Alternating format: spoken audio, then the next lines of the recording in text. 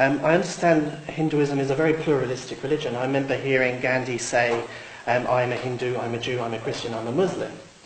But I also understand that there is a rise of something very new in Hinduism, fundamentalists, that believe that their way is the only way and anyone else is not right. Could you explain, where does this fundamentalism come from? Is this really Hinduism? And what is the solution? Thank you. I asked for pointed questions. You give me 2 pointed questions straight away. First of all, let us look at the history of the Hindus in general. Just general comment.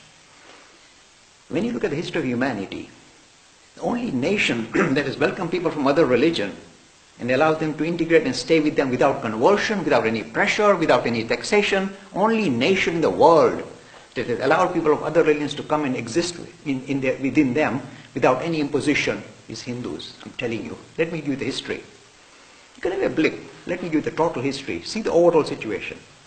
The ancient Christian Syrians were persecuted. It's nothing new now. They were persecuted. Where did they find their home? In India. They're still there.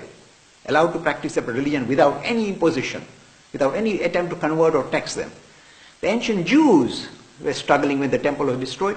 A lot of them ended up in India and they still live there as Yehudis. And they practice their religion with full flow, no problem. What about the Baha'is? Where's the largest Baha'i temple? Again, India said, come, build it here. What about for example, the most important, the Zoroastrian religion, the more ancient religion than even the Hebrew religion, the Parsis. The first religion in the Middle East was not Hebrew, not Judaism, it was Zoroastrianism. These lovely people, they are lovely people, were persecuted, they were going to be murdered or converted. And shiploads of them left Persia, ancient Persia, arrived in India, Gujarat, near Surat. And they have become part of the Indian community, Parsis. They eat Gujarati food, speak better Gujarati than I do, with tremendous humor, and they have been major philanthropic contributors towards India today. Major contributors, a small population, like the Tatas, they are Zoroastrian. And when I go to an interfaith meeting, I go to many interfaith meetings, if it is Zoroastrian, he'll stand with Mr. Lakhani, do you know why I'm still a Zoroastrian? Because of you. You allowed us to exist, continue to exist as a religion. So they have got home in India. Where did the Dalai Lama live? Not China, not Tibet, India. So we have a very positive track record about linking with people of other religion as well as no religion. We never vilified them. We allowed them to stay with us. But what is happening now? This is what the gentleman is asking. Look, actually, that nation has stayed together as a single civilization over 5,000 years because it focused on higher principles, not material gains, not to conquer other people or pillage other people.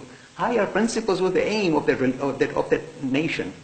Because it was focusing on higher ideals, it has stayed together as a single civilization over 5,000 years. The aim was always spiritual, not secular, not material.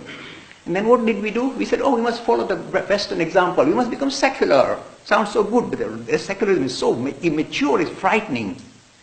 So they kicked out spirituality and brought in secularism. Do you know how bad it is? Just give an example.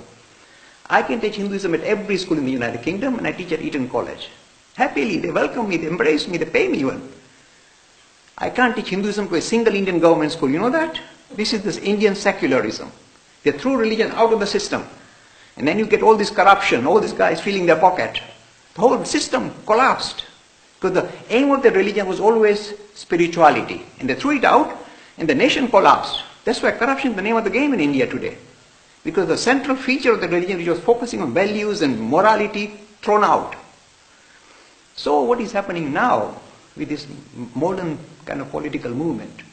Look, I'm not a politician. I'm not here to promote one individual or a political party. But I'm simply saying that nation is stirring up, saying that the model that we adopted of secularism does not agree with our constitution, our makeup. We need a spiritual model rather than a secular model.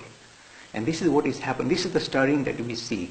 And I welcome it, not because I'm welcoming people being, beaten up or something. That's the last thing the Hindus want to do. Beat up or hit people of other religion or we've never done it. That's not in our system. We are pluralist through and through. But you will have blips, my friend. You will have blips. You will have some fanatic element, but that is available in every society, everywhere, including UK. You will have blips. But look at the overall, if you like, overall kind of history of how Hindus interact with people of other religion as well as no religion. It is very positive. But the good thing is, I like the stirring that I've seen more in India. This idea of spitting out secularism and adopting spiritual ideals. Hopefully, I told Narendra Modi's government, bring Hinduism back in the syllabus in schools. You've thrown it out. How dare you? Put it back. And do you know what is the problem? He can't get it done, even though if he wants to, because there's so much opposition that what the so-called secular forces would allow him. But this is the world that we face today. Well, it will come through.